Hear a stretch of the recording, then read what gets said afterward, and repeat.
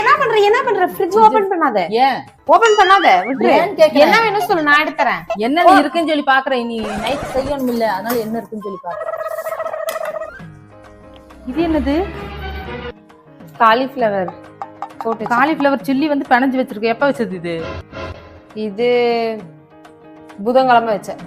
புதன்கிழமையா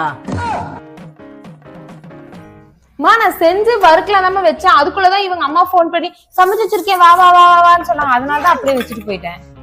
இது என்னடி தேங்காய் சட்னி இது எப்ப வச்ச இது போன மாசம் வச்சேன்னு நினைக்கிறேன் போன மாசம் நீ விட்டே வரும்போது தேங்காய் சட்னி தக்காளி சட்னி செஞ்சு இல்ல அதுல மிச்சமானது வச்சதுதான் ஓடி கூமுட்ட நல்ல வாயில வந்துரும் எனக்கு ஏதாச்சும் வேற ஏதாவது வச்சிருக்கிறியா